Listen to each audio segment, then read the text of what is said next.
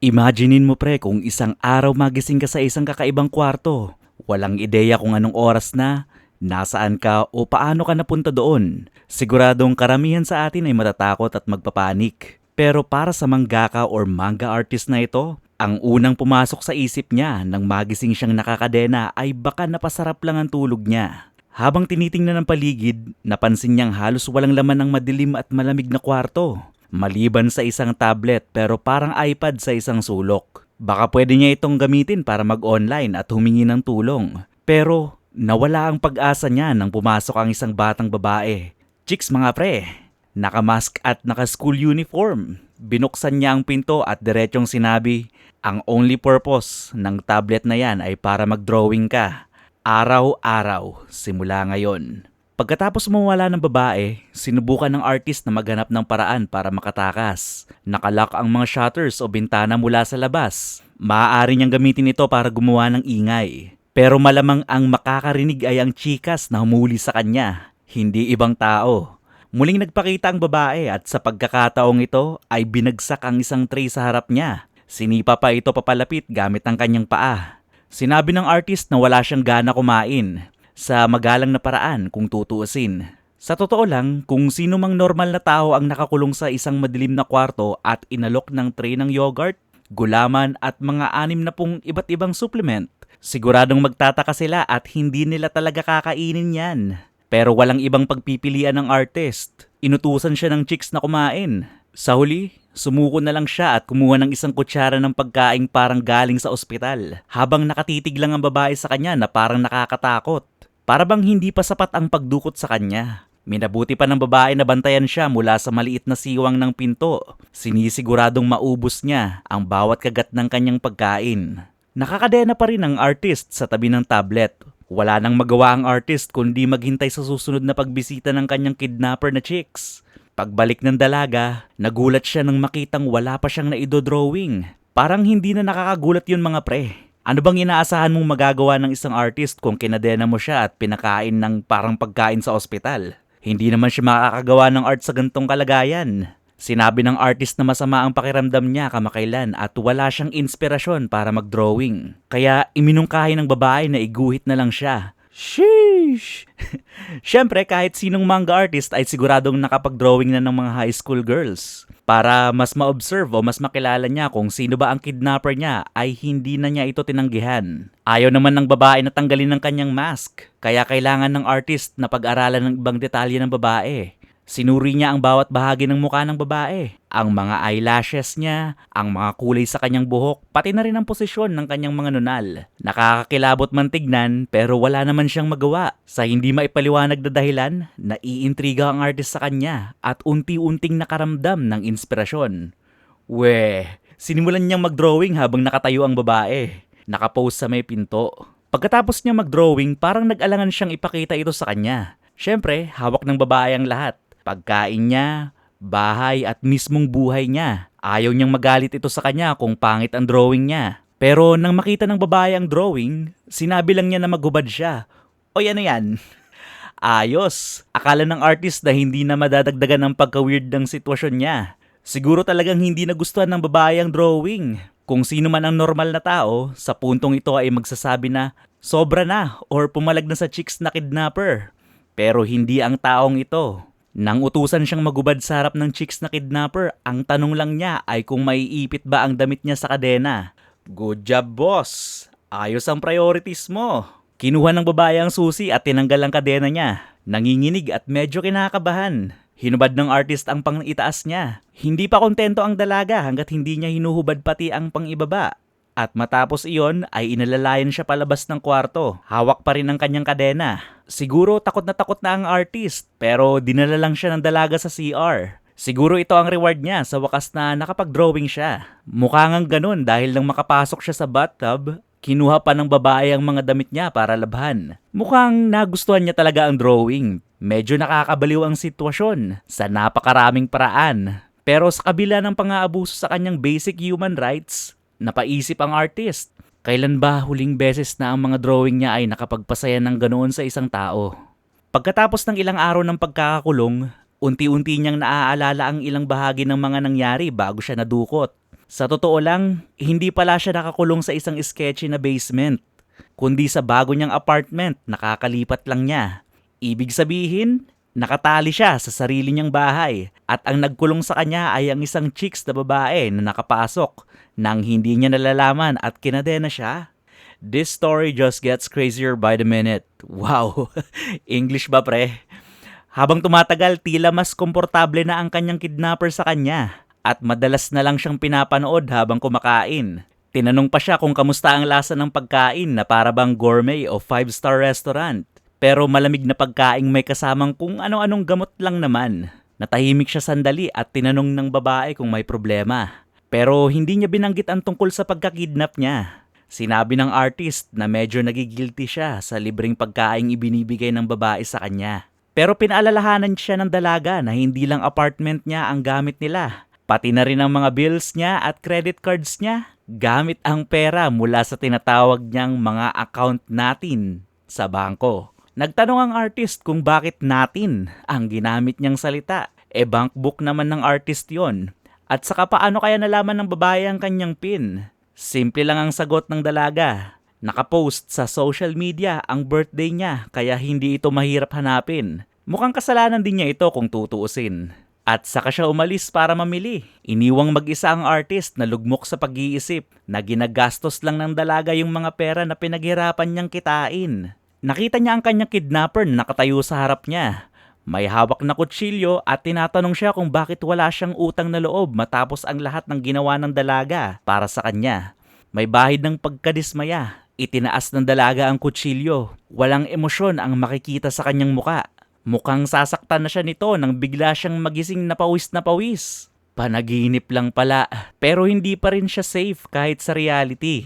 Paglingon niya, nakita niyang tahimik na nakatayo sa tabi ang kanyang kidnapper. Pinapanood siyang matulog habang nilalaro ang isang pares ng gunting. Alam mo na parang natural lang yun sa dalaga. Sa takot, inisip ng artist na baka ang bangungot niya ay magkatotoo na. Pero sinabi ng babae na gusto lang niyang gupitin ang buhok niya dahil lumahaba na raw ang kanyang bangs. Nakahinga ng maluwag ang artist pero sinabing hindi na kailangan. Gusto niya ang buhok niya sa gantong ayos. Bukod pa rito, mas safe siguro kung hindi siya papayag na masyadong lumapit ang babae sa kanya na may hawak na matutulis na bagay. Sinabi ng dalaga na gumagawa siya ng kakaibang ingay habang natutulog at tinanong siya kung ano ang napanaginipan niya. Kaya wala siyang nagawa kundi aminin na siya ang nasa panaginip niya. Siyempre, hindi na niya binanggit ang tungkol sa pagiging delikadong tao ng dalaga sa panaginip. Pero halatang nagulat pa rin ito. Nanlaki ang mga mata niya at parang namumula siya sa ilalim ng mask. Nakakatawang isipin na mayroon pa siyang kahihiyan matapos niyang pilitin na maghubad ang artist sa harap niya. Pero mas cute nga siya kapag siya'y nahihiya. Sinabi niya sa artist na kontrolin ang kanyang imagination at saka umalis ng kwarto ang dalaga. Alam natin mga pre na iba ang iniisip ng dalaga na nagiging panaginip ng artist. Sa wakas, natapos ang unang linggo ng pagkakakulong ng artist. Sa puntong ito, mayroon na siyang nakasanayang routine at dahil madilim at nakakapagod ang bawat araw, inaabangan na niya ang bawat oras ng kanyang pagkain. Maiintindihan naman natin na sa buong araw na mag-isa lang siya, siguro masaya rin na may kasama siyang umupo habang kumakain. Kahit na yung kidnapper niya at kahit halos hindi masarap ang pagkain. Isang araw, lakas loob siyang nagtanong kung hindi ba siya nagluluto para sa sarili niya. Imbes na puro pagkaing nasa pakete ang pinapakain sa kanya. Sinabi ng dalaga na hindi pa siya nakakapagluto kahit kailan. Kaya sinabi ng artist na sana sa susunod ay masarap naman ang ihain sa kanya. Mukhang hindi maintindihan ng dalaga ang nangyayari. Parang iniisip niyang ang mga dry at luma ng tinapay at gulaman ay masarap para sa lahat. Seryoso? Ako gusto ko ng tender juicy hotdog.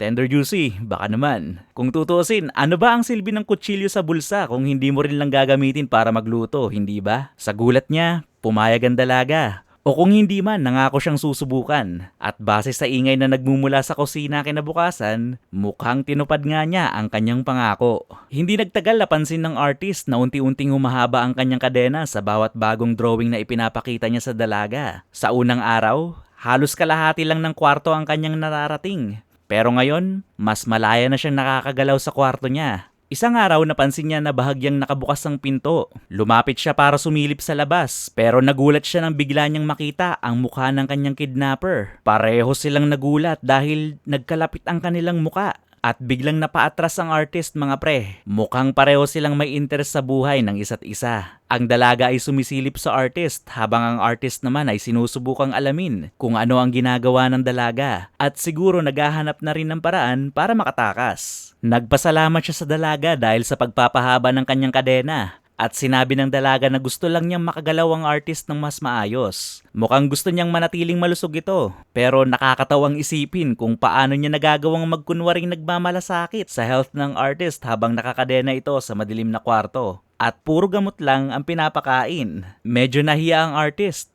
Grabe ka pre. Ikaw pa ang nahiya talaga. At nagpasalamat siya sa dalaga sa kanyang pag-aalala. Pero kahit siya ay alam niyang may butas sa logic ng dalaga. Kung tutuusin, hindi naman inirekomenda ng mga doktor ang ganitong uri ng pag-aalaga. Kinabukasan, nagising siya sa ingay mula sa kusina. Pero sa pagkakataong ito ay may kasamang masarap na amoy.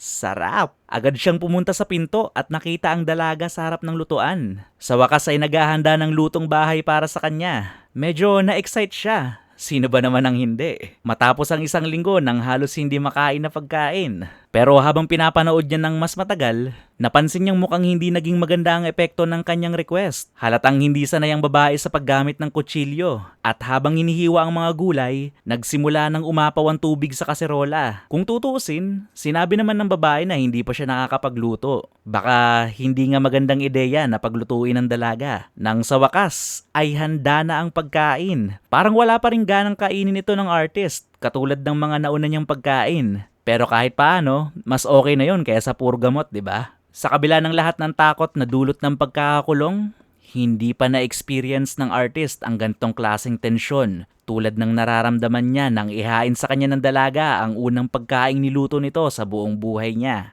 Gaya ng nakasanayan, umupo siya para panoorin siyang kumain. Dagdag pa sa kanyang stress. Sana naman ay hindi pa rin hawak ng dalaga ang kutsilyong iyon. Sinabi ng artist na hindi naman kailangan siyang bantayan para lang makasigurong kakain siya. Pero sagot ng dalaga ay nandoon lang siya kasi gusto niya. At ano nga ba ang iniluto ng high schooler na ito para sa kanya? Well, tipikal na mga pagkain ginagawa ng mga nagsisimula pa lang magluto. Mukhang sunog at halos hindi na makain. Pero kahit papano, mukhang mas okay na rin ito kumpara sa mga dati niyang kinakain. Tiningnan ng artist ang luto ng dalaga. Nagpasalamat siya sa pagkain at pepekein niya sana ang mga emosyon o damdamin niya habang sinusubukan niyang kainin ito. Pero sa huli, hindi niya kailangang magpanggap sa kabila ng lahat ng kaguluhan at kalat sa kusina. Masarap pala talaga ang pagkain. Mukhang nagulat rin ang dalaga sa reaksyon ng artist. Pero tuloy-tuloy lang ang artist sa pagkain. Totoo niyang ini-enjoy ang bawat subo. Siguro nga matapos ang 10 araw ng yogurt, kahit ano na lang na may konting lasa ay masarap na rin mga pre. Mukhang masaya ang dalaga na nagustuhan ng artist ito. At kahit hindi pa rin niya inaalis ang maskara, sigurado ang artist na nakangiti at masaya ang dalaga. Nang linisin ng dalaga ang tray ng artist, nararamdaman ng artist ang pasasalamat at medyo nahihiya. Parang naiisip pa rin niyang libre siyang pinagsisilbihan ng dalaga. Kahit siya ang nakakulong sa sarili niyang bahay at ginagamit ng dalaga ang kanyang pera para bumili ng pagkain. Iniisip niyang mas gagaan ang loob niya kung makakatulong man lang siya sa paglilinis. Kaya't bumalik siya sa pinto para sumilip kung ano ang ginagawa ng babae. Doon niya napansin ang isang recipe book sa sahig. Mukhang mas marami palang effort ang inilalagay ng dalaga kaysa sa inaakala niya para magluto para sa kanya. Nakita ang pagsusumikap ng dalaga para mapagaan ang sitwasyon niya. Nagdesisyon siyang kunin ulit ang stylus at iguhit siya sa pag-asang mapapasayan niya ang dalaga tulad nung unang beses na drenowing niya. At siguro nga may benepisyo rin ang sapilitang pagkakakulong para sa inspirasyon. Dahil sa wakas ay nagkaroon siya ng maraming ideya para sa kanyang manga. Lumapit siya sa tablet at sinimulang iguhit ang kwento niya. Ang kwento ng isang manga artist na nakakulong sa sarili niyang bahay ng isang high school girl. Bago pa niya masimulan ng paggawa,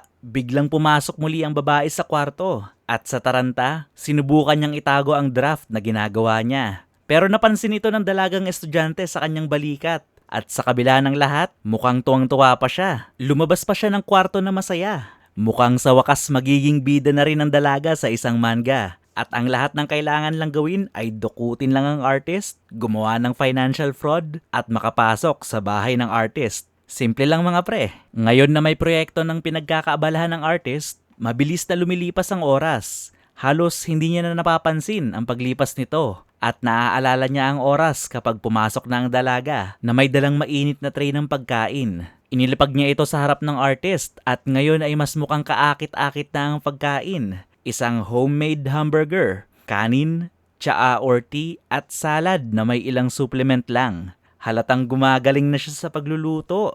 Impressed ang artist sa bilis ng pag-improve ng dalaga at nagpasalamat siya para sa pagkain. Pinanood siya ng dalaga ng tahimik habang kumakain siya at tinanong kung nagustuhan ba niya ito. And again, inamin niyang masarap nga ang pagkain at nagawa pa niyang ngumiti. Inamin ng dalaga mga pre na masaya siyang makitang masaya ang artist at pakiramdam niya ay deserve niya ang pasasalamat dahil pinaghirapan niyang gumawa ng masarap na pagkain para sa kanya. Bilang kapalit, sinabi ng artist na kailangan din niyang pagbutihin ang kanyang pagdodrawing at ngumiti ang dalaga sa likod ng mask niya. Sinabing sinusuportahan niya ang artist. Naku po, parang eksena sa romantic na pelikula kung hindi lang sana sobrang kakaiba at nakakatakot ang sitwasyon. Simula noon, umiikot na ang buhay ng artist sa pagkain at sa kanyang paggawa ng manga. Araw-araw siyang nagigising na excited sa kung ano ang iniluluto ng dalaga sa kusina. Sabik na inaabangan ang bawat hapunan. Isang araw, inutusan siya ng dalaga kung pwede ba siyang magbukas ng pinto.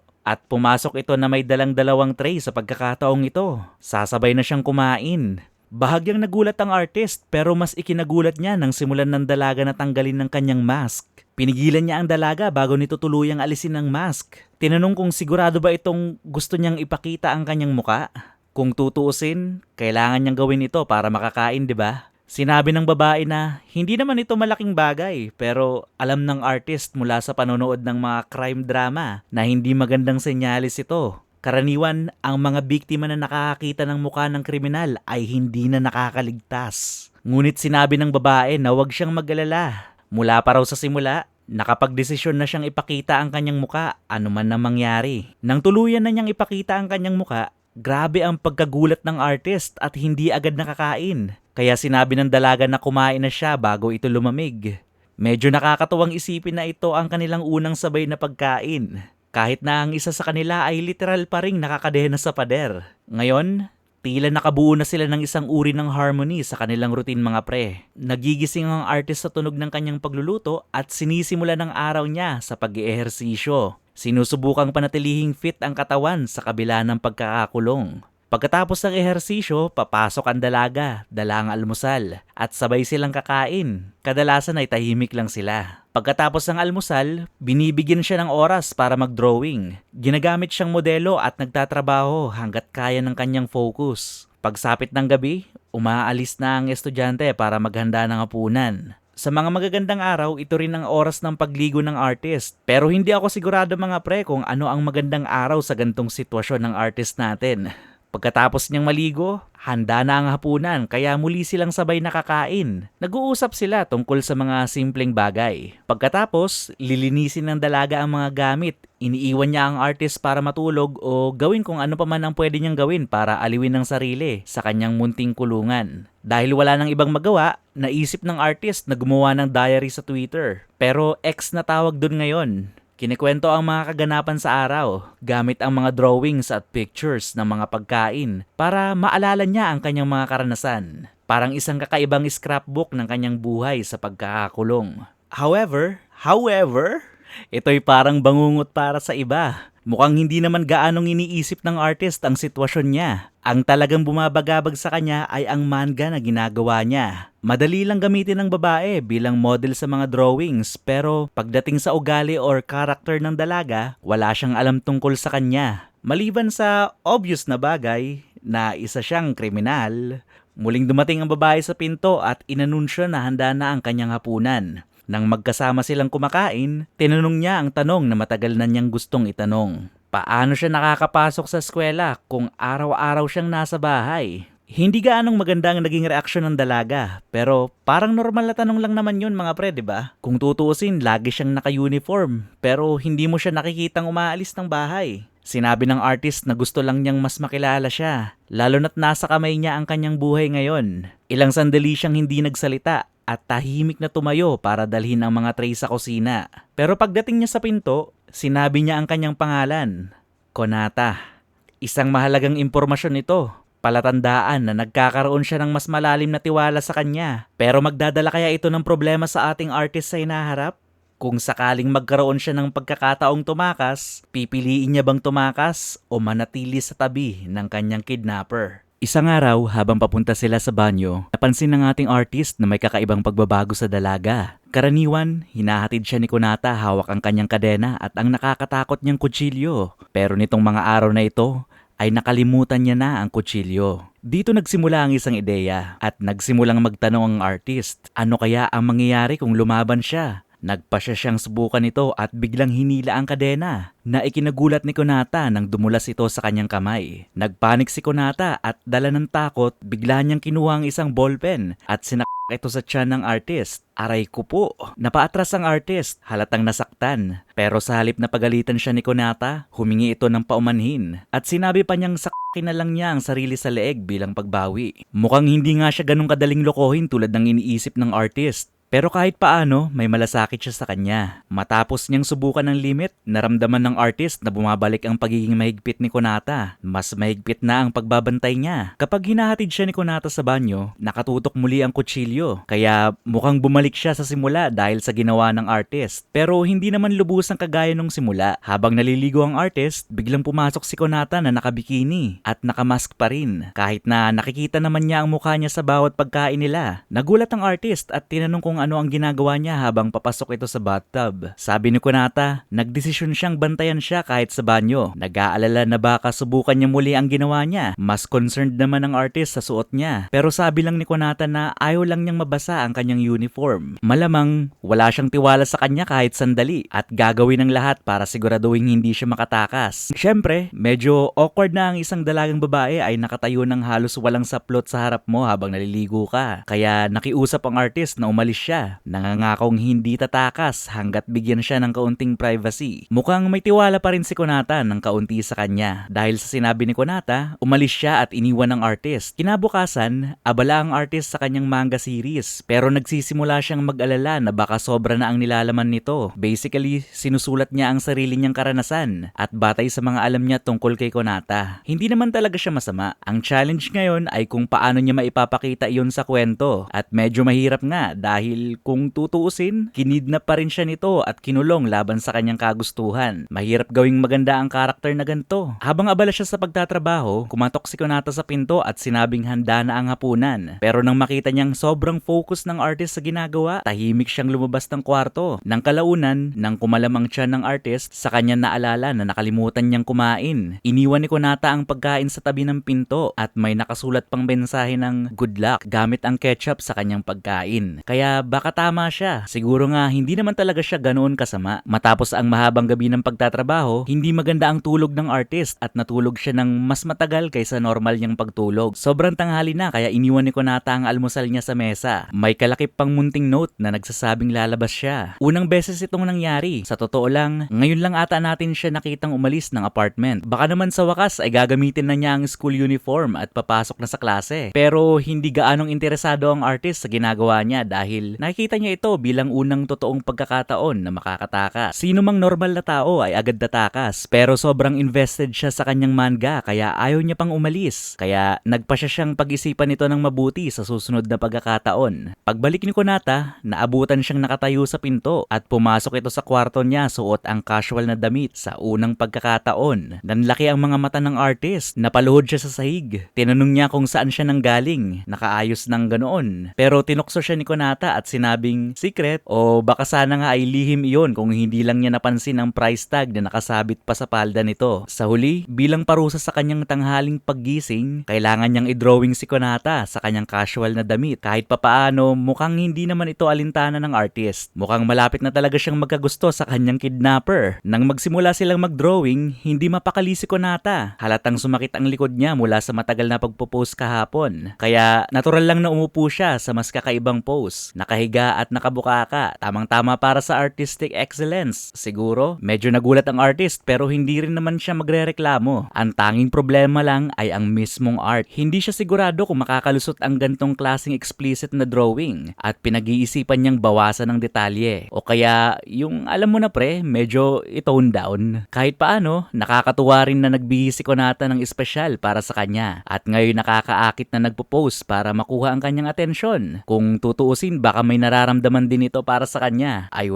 biglang sinabi ni Konata na matutulog siya sa posisyon na yon at binalaan siya na kung magtatangkang gumawa ng kahit ano, sasaksakin siya ni Konata. Mukhang hindi rin naman pala mutual ang nararamdaman. Sad. Patuloy lang sa pag-sketch ang artist. Nagtatrabaho na parang baliw sa kanyang proyekto habang pinapanood lang siya ni Konata. Isang araw tinanong niya kung hindi ba siya naboboring sa kakapanood sa kanya habang nagtatrabaho. Pero mukhang natutuwa pa rin siya sa panonood. Bigla siyang tinanong ni Konata kung ano ang paborito niyang pagkain at sinabi ng artist na gusto niya talaga ang Big Mac. Medyo basic pero kanya-kanyang trip, 'di ba? Pero ako, trip ko, Yum Burger ng Jollibee. Jollibee. Baka naman. Tumaas ang kilay ni Konata pero bago pa siya makapagtanong kung bakit, bigla itong umalis at isinara ng malakas ang pinto. Sa susunod na makita niya si Konata, dala ni Konata ang kalahati ng menu ng McDonald's at isang Big Mac fries, salad at syempre, ang sandamakmak na supplements na hindi niya makalimutang ibigay. Natouch ang artist. Tinanong niya kung binili niya iyon para sa kanya pero hindi naman sumagot si Konata. Tapos bigla niyang naisip, marahil tinanong siya ni Konata tungkol sa paborito niyang pagkain dahil gusto niyang lutuin iyon para sa kanya. Kaya pala medyo irritable si Konata. Iba nga naman ang dating ng biniling fast food kaysa sa lutong bahay na espesyal na pagkain. Kaya't iniba ng artist ang sagot. Biglang sinabi na pagdating sa lutong bahay, paborito niya ang curry. Tama nga ang hinala niya. Biglang gumanda ang mood ni Konata at dumiretso na siya sa kusina para magluto. Ang downside lang ay curry ang kinain niya sa susunod na 3 araw. Sa paglipas ng panahon, dahan-dahang pinahaba ni Konata ang kadena ng artist hanggang sa umabot ito sa punto na kaya na niyang magpunta sa banyo ng mag-isa. Syempre, ayaw niyang maulit ang nangyari dati o magkaroon ng anumang trust issues. Kaya lagi siyang kumakatok bago pumunta sa banyo. Parang respeto na nagpapaalam siya. Isang beses, hindi siya nakatanggap ng sagot pero sobrang kailangan na niyang pumunta kaya nagdesisyon siyang ituloy ito at nagmamadaling tumakbo sa banyo. Pagkatapos ng kanyang gawain,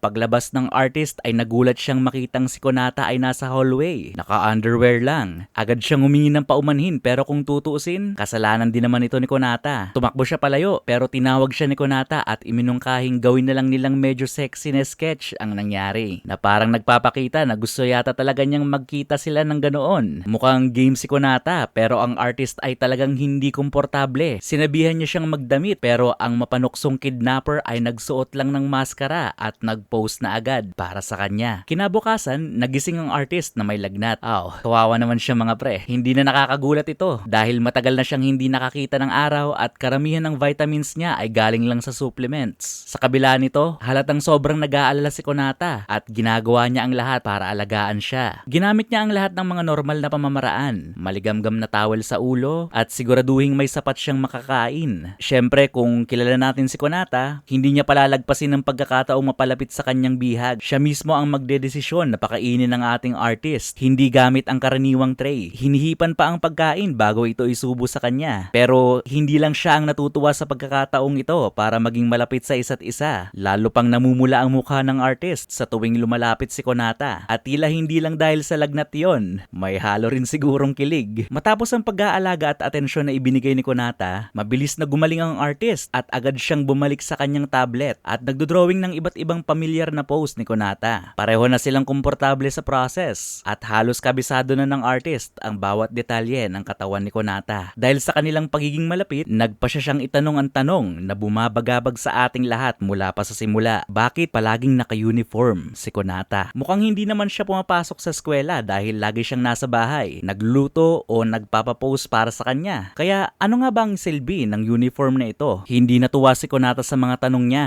Kaya't sinubukan ng artist na linawin na para sa art lang naman niya. Mas maganda sana kung may drawing din siya ni Konata na nakakasual na damit. Syempre, para sa sining mo lang naman, hindi ba? Agad na tumayo si Konata at lumabas ng kwarto. Naririnig ang mga tela at isang malakas na pagsara ng pinto at biglang bumalik siya sa isang cute na goth outfit. Dala ang buong wardrobe niya. Inalok niya ang artist na magpalit siya ng bawat damit na meron siya at sinabihan siyang magdesisyon kung alin ang pinakabagay. Siguradong hindi tatanggi ang artist niya sa isang maliit na fashion show. Pero hindi pa rin niya nasagot ang tanong, high schooler ba talaga si Konata o hindi? Kinabukasan matapos ang kanyang fashion extravaganza, nag-eehersisyo ang artist sa kanyang kulungan/kwarto. Naririnig niya ang malakas na kalampagan mula sa kusina at naiintriga. Kaya sinilip niya ng kaunti ang pinto. Mukhang marami ang mga sangkap na inilabas ni Konata at halatang sinusubukan niyang magluto ng mga bagong putahe. Sinabi ng artist na mukhang nasa magandang mood siya ngayon at tinanong kung gusto ba niyang tulungan siya sa pagluluto. Pero mukhang masaya naman si Konata na mag-isa. Kaya nilapitan siya ng artist para panoorin at habang nag-uusap sila tungkol sa proseso niya sa manga. Matapos ang maraming kalat at pagsisikap ni Konata, natapos rin ang kanyang obra. At obra nga talaga. Ang nakahain sa tray ngayon ay ibang-iba kumpara sa mga dating luto niya. May gourmet na karne, seafood at kanin. At may cute pang cupcake. Dahil sa espesyal na handa, tinanong ng artist kung anong okasyon ng meron. Sinabi ni Konata na hulaan niya at nagbigay ng pahiwatig na para itong regalo sa artist natin mga pre. Doon niya biglang naalala, ngayon pala ang kaarawan niya.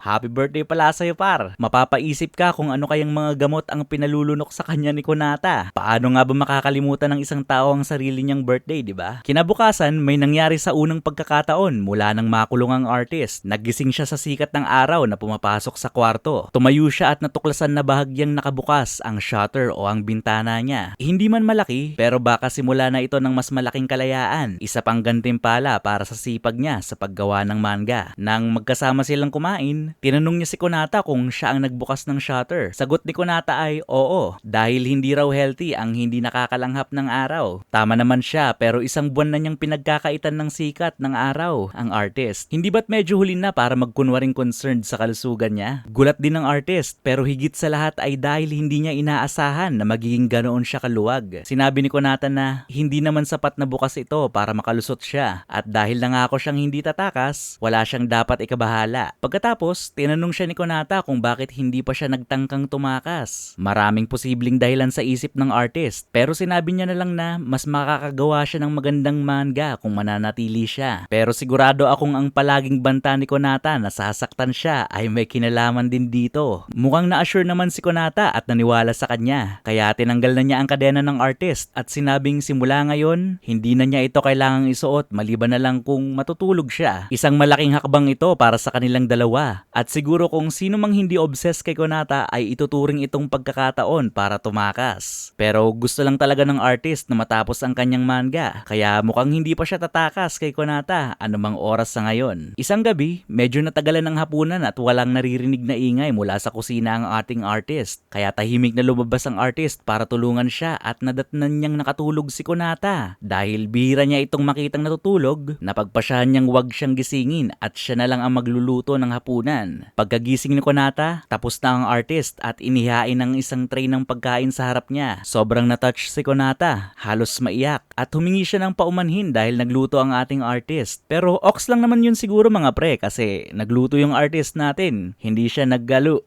Imbis na nagalo. Para sa artist, hindi naman ito big deal. Pero sobrang guilty si Konata, kaya't gusto niyang magbigay siya ng hiling para makabawi siya. Dahil matindi ang pangungulit ni Konata, nagpa siya ang artist na pag-isipan muna ito at sinabi niyang bukas na lang niya sasabihin ang hiling niya. Pagkatapos ng ilang oras sa pagtatrabaho sa kanyang manga, nakaisip na rin siya ng hiling. Sabik pa rin si Konata na makabawi sa kanya at nang magkasalo sila sa hapunan, iyon agad ang unang itinatanong niya. Inamin niya na matagal na siyang may iniisip pero medyo nagdadalawang isip siyang itanong. Pinilit siya ni Konata na magpatuloy hanggang sa wakas ay nasabi na rin niya ang hiling. Gusto niyang malaman ang katotohanan, ang dahilan kung bakit siya kinulong ni Konata. Tama lang na itanong iyon. Ang tagal na nilang naglaro ng gantong sitwasyon pero wala pa rin siyang ideya kung bakit siya nakakulong sa sariling apartment. Tapos kinulong pa siya ng isang teenager na hindi naman niya kilala. Kahit sino'y sabik ng malaman ang sagot mga pre. Pero hindi sumagot si Konata. Agad siyang tumayo. Sinabing tapos na siyang kumain at naglakad patungo sa pinto.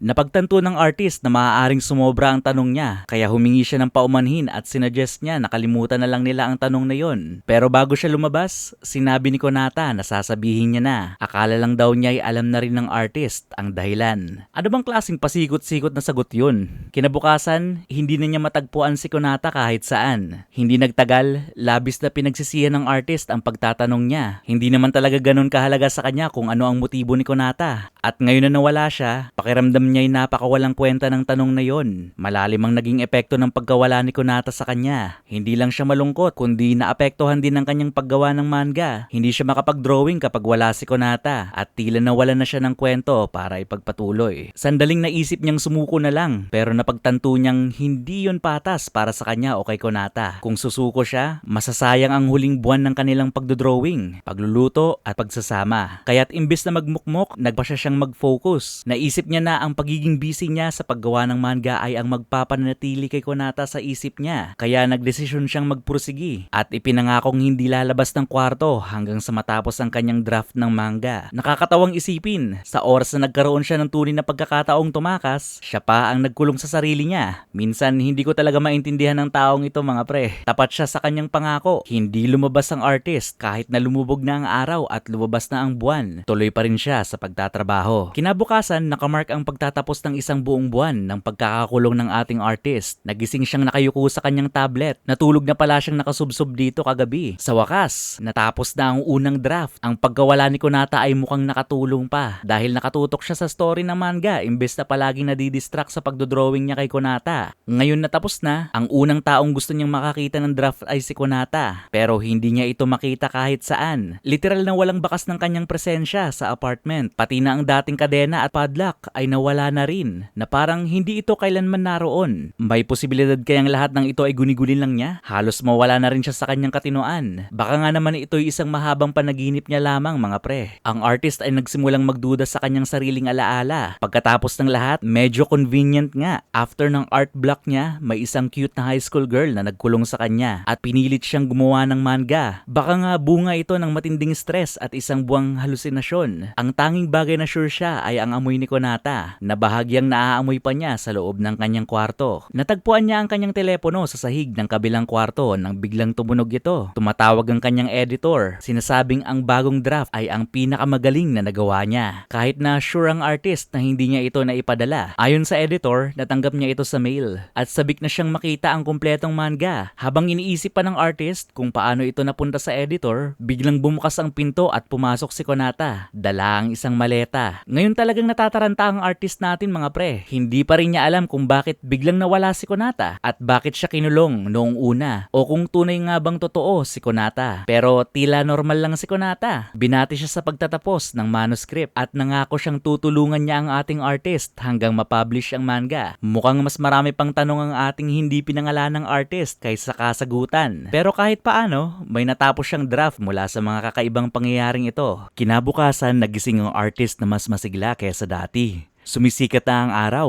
Kumakanta ang mga ibon at hawak niya ang natapos na unang draft ng kanyang manga. Mukhang magiging perpekto ang araw na ito hanggang sa makita niya si Konata sa kusina na mukhang galing sa isang scene na isang horror film. Hindi pa nga ganun katagal nang kinadena siya ng dalagang ito. Kaya't natural lang na natakot ang ating artist. Napaluhod siya sa sahig pero pilit na nagkukunwaring kalmado. Sa totoo lang, hindi naman gumawa ng krimen si Konata. Nahirapan lang pala itong maghiwa ng kamatis. Pagkatapos sa kusina, magkasama silang kumain ng tanghalian. Ngayon na mukhang mas kalmado na ang mga bagay sa pagitan nila, isinuggest ng artist na maglakad-lakad sila para ma-enjoy ang magandang panahon. Pumayag si Konata, basta't nakasuot daw siya ng collar at nakatali sa isang leash. Oo, mukhang hindi pa rin niya papakawalan ng artist natin. Nang magreklamo ang artist, sinabi ni Konata na nagbibiro lang siya. Pero hindi pa rin kumbinsido ang ating artist. Sinabi niya na sumama na lang si Konata kung talagang nag-aalala siya. Gusto ni Konata ang ideya kaya't agad siyang nagbihis at sinuggest niya na tapusin nila ang tanghalian sa park. Medyo parang date na yon sa tingin ko mga pre. At mukhang ganoon din ang iniisip ng artist. Pero nang mabanggit niya iyon kay Konata, napapost siya bigla at biglang naisip kung dapat na niyang kunin ang collar at leash. Ito ang unang paglabas nila mula sa apartment. Mas nakatuon ang artist sa pag-obserba kay Konata kaysa sa pag-enjoy ng kanyang freedom. Agad niyang napansin na iniiwasan ni Konata ang mga tao at madalas silang lumilihis sa daan. Gumagawa ng maliliit na detour. Habang nakahinto si Konata para haplusin ang isang ligaw na mingming o pusa, bigla siyang nagulat nang makita ng pulis na nakabike. At agad silang pumasok sa mga halamanan. Nauwi sila sa isang medyo alanganing posisyon. Pero mukhang hindi naman alintana ito ng artist.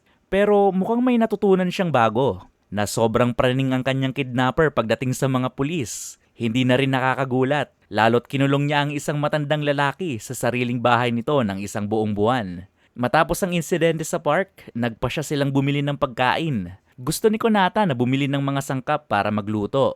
Pero iminungkahi ng artist na kumain sila sa labas for the first time.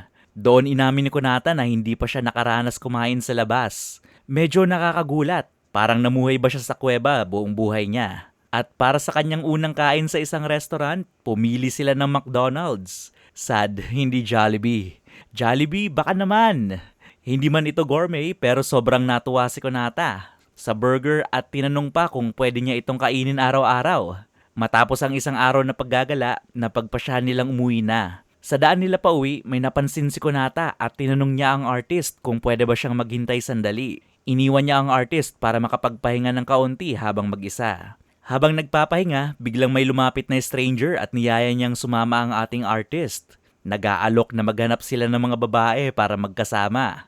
Agad na kinabahan ng artist. Isang buwan na rin mula nung may nakausap siyang bukod kay Konata. Halos hindi na niya alam kung paano tatanggi. Pero bago pa magkagulo, bumalik si Konata at halatang galit na galit siya. Sinabihan niya ang lalaki na lumayo. Sabay abot sa kanyang kutsilyo na agad nagpatakot sa stranger. Buti na lang at naisip ng lalaki kung gaano kadelikado si Konata. At lumayo ito. Iniisip na GF niya si Konata. At sa isang iglap, biglang naglaho ang kanyang psycho na side. Buong maghapon, namumula si Konata na parang high school girl at nahihiyang tumingin sa kanya ng diretsyo. Sa pagtatapos ng araw, masaya ang artist na lumabas silang magkasama. Mas nakikilala niya ang kanyang kidnapping roommate. Pero siguradong ang highlight para sa kanya ay ang makalabas at makita ang sikat ng araw sa unang pagkakataon sa loob ng isang buwan. Bago sila tuluyang umuwi, tinanong niya si Konata kung pwede ba silang mag-rent ng movie para panoorin ng magkasama. Nalaman na matanda na si Konata dahil sa tanong niya kung bakit magre-renta pa sila ng movie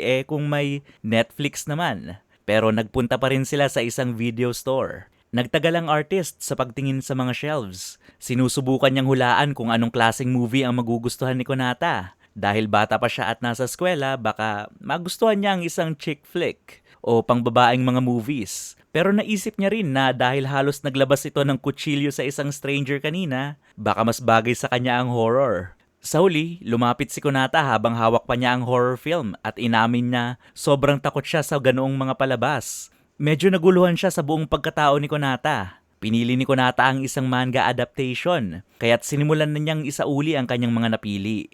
Pero pinigilan siya ni Konata at nirecommend na kunin na rin nila ang romance. Tamang-tama dahil malambot din talaga ang puso ng artist natin pagdating sa mga ganitong kwento. Kahit hindi sila nanood ng horror film, si Konata ay tila na hunt ng isang kakaibang takot ng gabing iyon. Sa kanyang panaginip, naglalakad siya sa kalye sa gabi at may naririnig siyang papalapit mula sa likod. Nang lumingon siya, nakita niya ang isang nakakatakot na nilalang na parang si Slenderman na nakasuot at walang muka, nakatitig sa kanya sa ilalim ng liwanag ng buwan. Napablink siya at biglang nagising, pawisan at tensyonado mula sa bangungot. Pero ito si Konata at hindi niya palalagpasin ng anumang pagkakataon na mapalapit sa kanyang locked-in boyfriend. Gaano man siya natatakot. Alam mo na siguro kung saan ito pupunta, hindi ba? Dahan-dahan siyang lumapit sa kwarto ng artist, dala ang kanyang unan at nagtanong kung pwede siyang matulog katabi nito. Siyempre, ang artist na parang sino mang matinong tao ay agad na tumanggi. Pero nang tumitig si Konata sa kanya gamit ang kanyang puppy dog eyes, basang-basa pa mula sa kanyang bangungot, hindi nagtagal bago siya bumigay. Isa ito sa mga bihirang pagkakataon na nakita niya si Konata na mukhang mahina at natatakot. Kaya't hindi na niya kayang tanggihan. Kinabukasan, nagising siya sa tanawin ng dibdib ni Konata at napagtantong hindi nga siya kasing inosente o sweet tulad ng inaakala niya. Natural, kinulong ka na pre. Makalipas ang ilang oras, nakatanggap ang artist ng tawag mula sa kanyang editor na nagsasabing kailangan ng kaunting revision sa draft. Normal na proseso naman yon sa pagitan ng editor at artist. Pero agad na hinugot ni Konata ang kanyang kutsilyo at nagbantang kakausapin ng artist ng editor. Ito ba ang babaeng inakala niyang sweet? Hindi ako kumbinsido. Agad na sinabi ng artist na hindi na kailangan yon at sumagot si Konata na nagbibiro lang siya. Tinanong niya kung anong klaseng revision ang kailangan. Ayon sa editor, medyo kulang pa raw ang dating ng ending. Kaya gusto nilang baguhin ito at gawing cliffhanger. Isang eksena na magpapahikayat sa mga mambabasa na gustuhing magbasa pa. Sandaling nag-isip si Konata bago biglang itinukod ang kamay niya sa pader sa tabi ng artist at yumuko ng malapit. Sobrang malapit. Magkalapit ang kanilang mga muka, halos ilang inches lang ang layo, at nagsuggest na tapusin ang kwento sa isang eksena tulad nito. Sobrang lapit nila sa isa't isa, mukhang magkakaroon na sila ng first kiss. Pero biglang nag-alangan si Konata at umiwas. Nagkunwaring nagbibiro lang ulit. Tinanong niya ang artist na mabilis pa rin ang tibok ng puso kung nakatulong ba ang eksena para sa kanyang reference. Sabi niya, oo, pero mas nakatulong pa ang reaksyon ni Konata. Nakitang-kita ang pagkahiya. Namula si Konata ng matindi, pero imbes na samantalahin ng pagkakataon para gumawa ng move, bumalik agad ang artist sa kanyang sketching. Mukhang inspired siya. Panahon na siguro para mag-level up ang dalawa, hindi ba mga pre? Kinabukasan, magkasama silang kumakain kagaya ng nakasanayan. Nagpasalamat ang artist kay Konata para sa pagkain at sinabing sobrang sarap nito. Pero sa hindi malamang dahilan na offense si Konata at tumayo nang hindi pa tapos kumain. Tinanong niya kung may nagawa ba siyang mali. Pero lalo lang lumala ang sitwasyon. Halatang may bagay siyang hindi napansin at mukhang importante ito. Agad na nagpanik ang artist. Sinusubukan niyang alamin kung ano ba ang hindi niya napansin. Nag-isip siya kung bago kaya ang gupit ni Konata, kaya masusing tiningnan niya ang buhok at damit ni Konata. Pero wala naman siyang nakitang pagbabago. Pareho pa rin ang haba ng palda niya at palipat-lipat naman talaga ang mga piercing niya. Kaya ano kaya yun? Nang maghapunan na sila, mukhang masama pa rin ang loob ni Konata. Kaya't naglakas loob ang artist na magbigay ng komento. Binanggit niya ang kulay ng mga kuko ni Konata at humingi na siya ng sorry dahil hindi niya ito napansin kanina. Nagulat si Konata na tinititigan siya ng malapit pero hindi iyon ang tinutukoy niya. Hindi alam ng artist kung saan ba nagalit si Konata. Inamin ni Konata na mas mahal na brand ng miso lang naman ang ginamit niya para sa soup bilang gantimpala sa pagkakaayos ng kanyang manga. Ngayon, ang artist naman ang nagulat. Pero kahit na medyo napahiya siya, ikinatuwa pa rin ni Konata na nag-effort siyang bigyan siya ng pansin. Kaya't sa huli, parang panalo pa rin. Mukhang pwede na silang bumalik sa mas murang brand ng miso. Kinabukasan, ibang camera angle ang makikita natin mga pre. Sa unang pagkakataon, nakita natin ang mga pangyayari sa paningin ni Konata. Habang nagbibihis siya at naghahanda para sa school na bihira naman niyang puntahan. Habang nakaupo siya sa kanyang desk, naririnig niyang pinag-uusapan ng ibang mga babae sa klase na halos hindi pumapasok si Konata. At hindi naman sila nagkakamali. Ilang linggo na nga rin siguro ang nakalipas, hindi ba? Mukhang mas importante pa ang pagkidnap sa manga artist kaysa sa edukasyon sa Konata School of Life. Isa sa mga babae ang tumayo at sinabing lalapit siya kay Konata para makipag-usap. Inalok siyang sumabay sa kanya sa lunch, pero diretsahang tumanggi si Konata. Siguro bumalik na siya sa kanyang desk, pero nakita ng babae ang cellphone ni Konata na bukas sa page ng Manga Artist Confined at inamin niyang binabasa rin niya ito. Ang sabi pa ng kaklase niya ay ang bidang babae ay parang si Konata. Kung alam lang niya mga pre. Sa una, nag-aalala siya na baka ma-offend niya si Konata. Pero nagbago ng isip si Konata at niyaya niya siyang kumain ng sabay. Oh, may kaibigan na siya. Pagbalik ni Konata sa bahay, nadatnan niya ang kanyang manga artist na abala sa paghiwa. Naghahanda ng hapunan na parang isang mabait na house husband. Tinanong niya kung ano ang ginagawa niya at sinabi ng artist na naisipan niyang siya naman na magluto ngayon. Nagulat si Konata ngunit na-touch. Lalo na nang tanungin siya ng artist kung kumusta ang araw niya sa school. Dahil na-distract sa kanilang usapan, aksidenteng nahiwa ng artist ang kanyang daliri. Pero agad niyang siniguro kay Konata na maliit na sugat lang yon. Nag-alala naman si Konata tungkol sa mga germs at sinabing sanay siyang maggamot ng mga sugat. Sabay kuha sa kanyang daliri at dinilaan ng dugo. Yikes! Hindi ako doktor pero ginagawa natin yan nung bata pa tayo para gumaling daw sugat natin. Matapos ang pagtanggal niya ng dugo, lumabas siya para bumili ng band-aid at sinabihang magpahinga na muna ang artist habang wala pa siya. Pero mukhang hindi na siya makakapagpahinga dahil malakas ang tibok ng kanyang puso. Wala rin siyang pagkakataong magpahinga. Nagring agad ang kanyang cellphone pagkabukas pa lang ng pinto ni Konata. Ang tumatawag ay isang babae na tinawag siyang sensei. May meeting sana sila pero dahil malapit siya sa artist, naisipan ng babae na mag face to face at papunta na siya sa kanilang apartment. Siyempre, narinig ni Konata ang usapan at napatigil siya sa paglalakad. Sinabi ng artist na editor lang ito at nakiusap na tumahimik lang si Konata. Nag-aalala siya na baka makancel ang manga kung malaman ng iba ang sitwasyon nila sa bahay.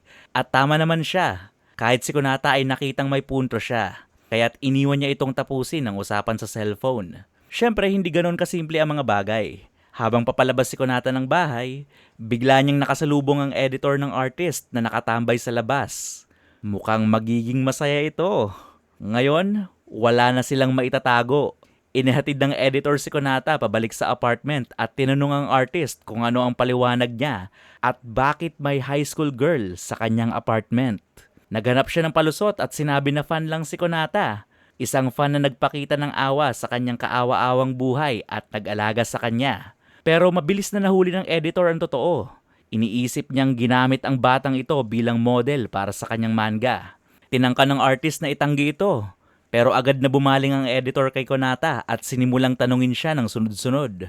Hindi naging maganda ang dating nito sa dalawang dalaga at napansin ng artist na nasa pagitan siya ng posibleng pag-aaway ng dalawa. Sa huli, tinanong ng editor kung sino pa ang may alam sa kanilang sitwasyon at nagbanta na tatawag siya ng pulis. Doon lang nagkaroon ng lakas ng loob ang artist at nagsabing si Konata naman ay isang adult na. Kaya wala namang masama sa pagpunta ni Konata sa kanya. Pero alam naman natin na hindi ito totoo. Kaya tulad ng sino mang may mata at common sense, hindi kumbinsido ang editor. Ngayon, pagkakataon naman ni Konata ang magsalita. Sinabi niya sa editor na hindi niya nagagawa ang trabaho niya, na alagaan ang kalusugan ng artist at bigyan siya ng inspiration para sa kanyang mga manga. At binantaan pa niya ang editor na sasaktan niya ang sarili niya kung maaaresto ang artist. Doon na nag-set ng boundary ang artist na sinabihan si Konata na huwag kailanman magbiro ng ganun. Nagsorry si Konata pero bigla namang natawa ang editor. Mukhang napagtanto niya na si Konata ang dahilan kung bakit nakabuo ang artist ng kanyang kwento. Kaya't hindi siya maaaring gumawa ng anumang bagay laban sa dalawa at baka mawala pa ang success ng manga. Pero nag-promise siya na bibisita siya ng walang paalam para matiyak na hindi sila gumagawa ng kahit anumang kalokohan.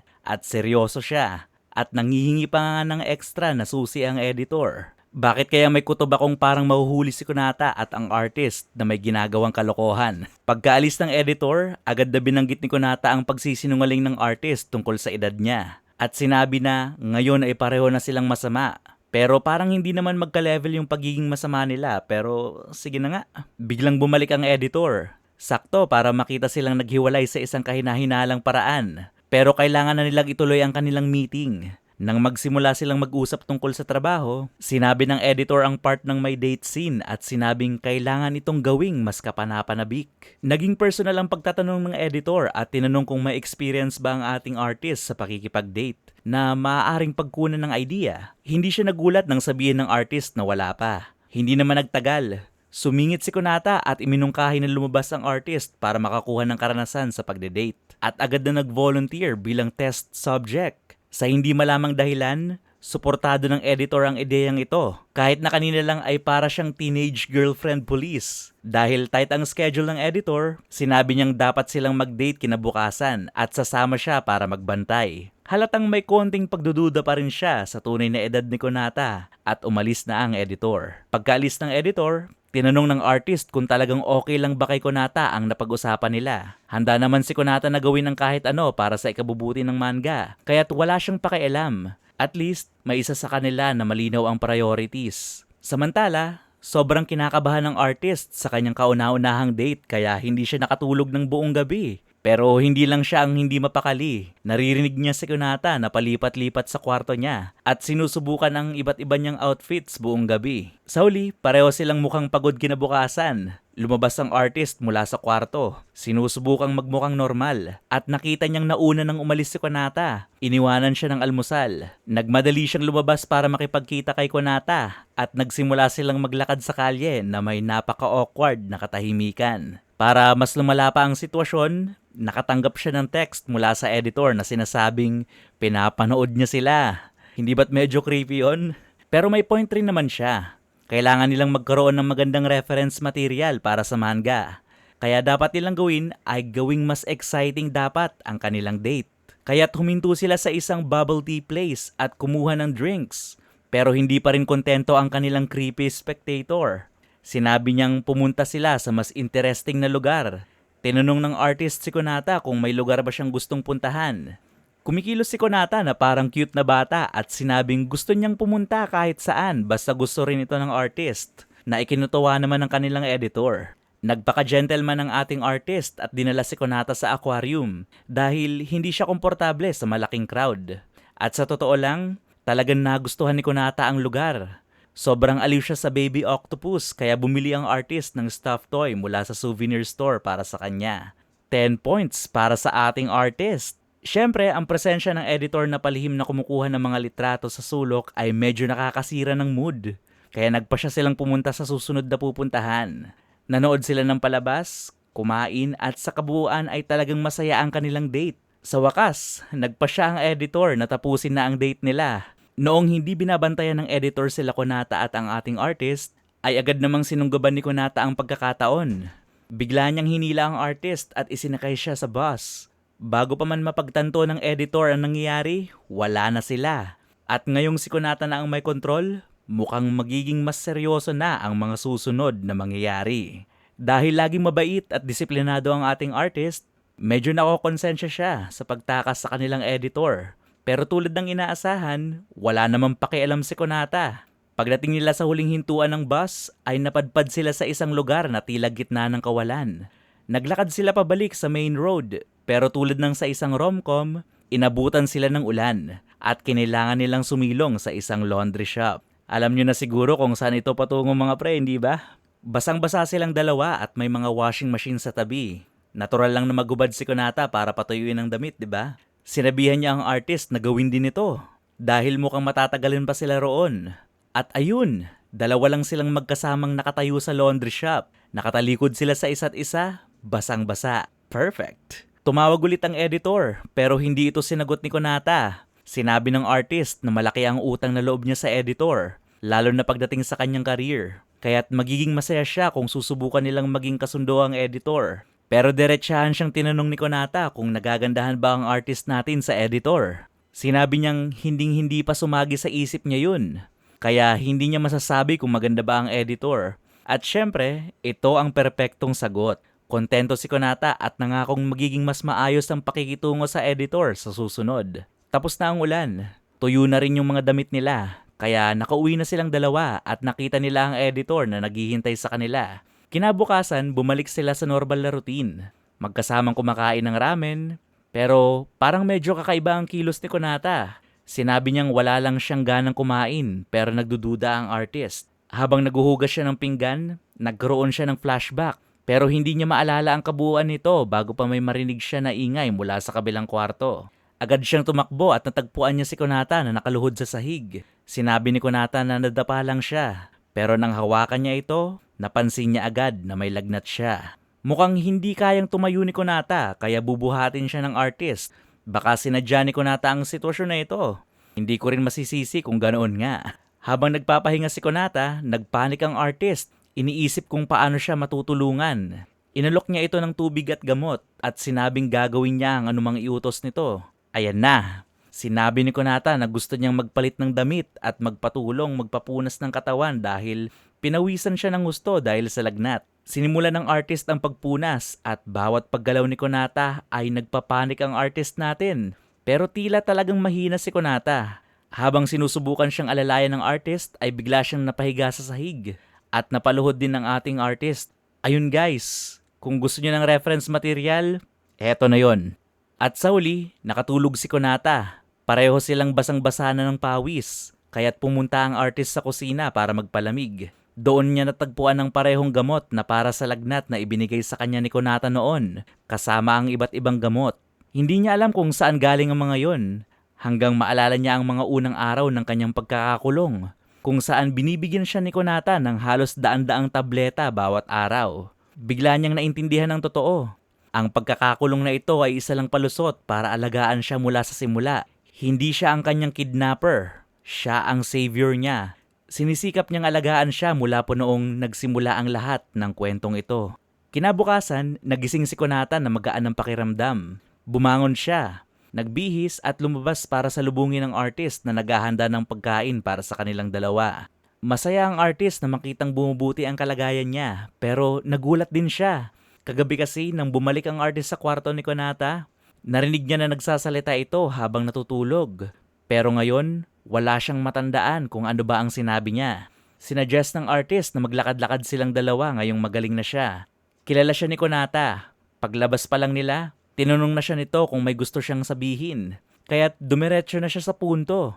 Inamin ng artist na nagsisimula na niyang maalala ang mga nangyari. At ngayon ay alam na niyang inaalagaan siya ni Konata. Kung paano siya inalagaan ni Konata hanggang sa gumaling at pagkatapos ay naging inspirasyon pa niya si Konata para makalikha ng bagong manga. Talagang malaki ang utang na loob niya. Bilang pasasalamat, nagdesisyon siyang aminin ang tunay niyang nararamdaman at opisyal na inalok si Konata na maging girlfriend niya. Napaka-sweet! Kahit na magkasama na silang nakatira sa iisang bahay ng literal na ilang buwan. Pero tuwang-tuwa si Konata at pumayag na maging kanyang girlfriend. Habang nasa labas pa rin sila, biglang tumawag ang editor. Dala ang nakakagulat na balita. Cancelled ang manga. Matapos ang biglaang balitang yon, nagmamadaling pumunta ang editor sa apartment ng artist upang ipaliwanag ang nangyari. Nasa panganib ang kanyang manga na makansela, pero hindi pa ito final. Nakakagulat, hindi naman ang medyo sensitibong tema ang problema. Mataas nga ang rating ng mga mambabasa sa kwento. Ang totoo, pumangit daw ang drawing ng ating artist. Tinanong siya ng editor kung patuloy pa rin ba siyang nagpa-practice sa sketching at inamin ng artist na mas kaunti na ang ginagawa niya kumpara dati. Isinuggest ng editor na mag-improve siya sa pamamagitan ng pagpa-practice ng sketches sa kanyang libreng oras at sumang-ayon naman siya. Nag-promise ang artist na gagawin ng kahit ano para di makancel ang manga. At dito papasok si Konata. Biglang nag-iba ang tono ng editor at ngayon ay isinasuggest niya na mag-practice ang artist sa pagdodrawing kay Konata habang walang damit si Konata. Wow, that escalated quickly. Ito raw mismo ang ideya ni Konata na hindi na rin nakakagulat. Tinanong pa niya kung mas gusto ba niyang ibang babae ang i-drawing para makapag-practice. Kaya't wala nang magawa ang ating artist kundi ang pumayag na lang. Total, magkasintahan na sila ngayon kaya mukhang ayos lang. Pero nasa panganib pa rin ang manga. Tila mas matatag ang kanilang relasyon ngayon at ngayong wala nang sikreto sa pagitan nila, lalo pang lalakas ang kanilang samahan. Salamat sa panonood at kung nagustuhan nyo ang video na ito, huwag kalimutang mag-like, mag-comment at mag-subscribe para mas marami pa.